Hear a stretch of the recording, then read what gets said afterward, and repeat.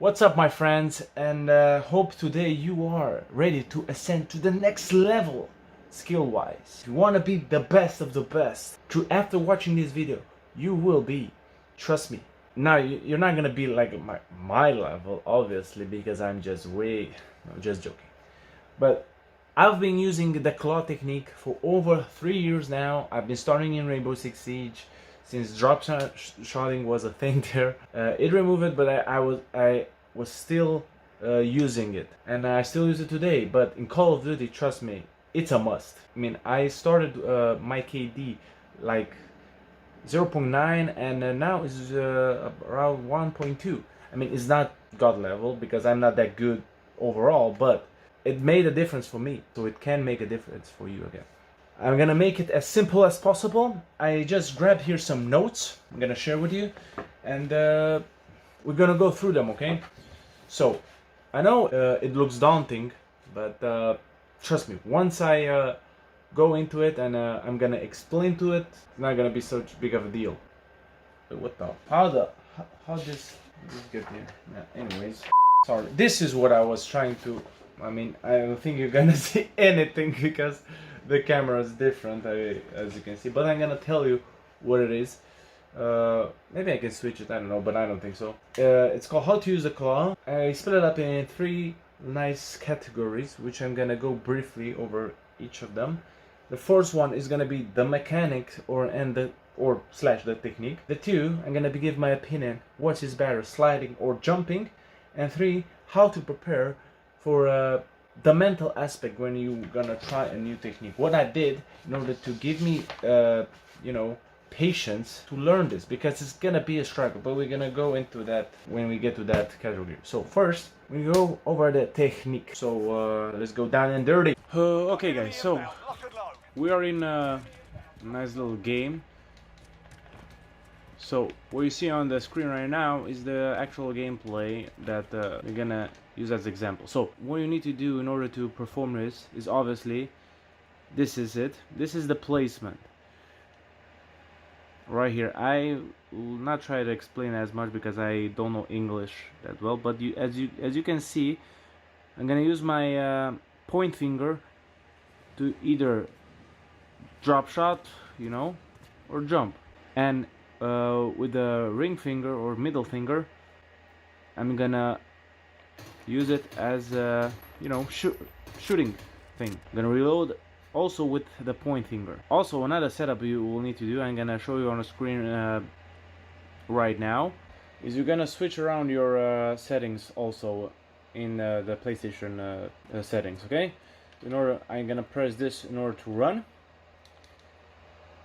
And this, what this claw technique does, when you shoot, you can actually, hold it. And not only that, drop shot when you shoot. This finger is gonna kill you in the first hours, man. So you need to be patient with this. But this is it. This is how you hold it. This is how you grab it. Nothing more, nothing less. This finger is free to control the recoil, man. So this is the advantage you have when you use the claw technique. So the next thing we're going to talk about is what is more effective, sliding or jumping. Well, that's usually very opinion based, but I'm going to give you a few examples what to use in some circumstances, okay? Also, we're going to go through the sliding technique, okay? Slide cancel. Let's pretend there's an enemy right there, okay? And I'm coming from this side, and you want to pick that side. You can either go like this, something like this, or either you can go like this, right? It depends on your aim, obviously, but what I will do is jump. Why? Because of the distance, it's gonna be more difficult to aim on something when it's moving all over the place, and that is gonna give you more chance of your opponent hitting your limbs or missing you when you jump. Also, when you jump, don't just jump up. You have to jump just like this. On my screen doesn't look much, man, but on their screen I mean, you face those kind of players when they're jumping all around like you're fucking bunny rabbits, okay? So this is for the long range, what I think is best. And for close range, obviously, the sliding is much better because you disappear in front of the screen, man. I mean, usually when you run, somebody will just pop right beneath you and do something, maybe something like this. See? A more advanced technique, which I always use, is just like this. See? Using the slide cancel and then jump. And you can mix it up in between. So how you do the slide cancel? Well, you run, you press one time, you hold down to slide, and then double tap again on the circle to get back up. If you do it once, you're gonna go crouch, see? But if you do it twice, you're gonna be able to stand up back again. So you just do this and run again. Repeat.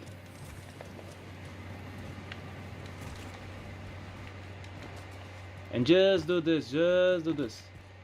And also, you are very fast like this. You're not using any speed. You're building a lot of momentum, and when the times come, you just shoot.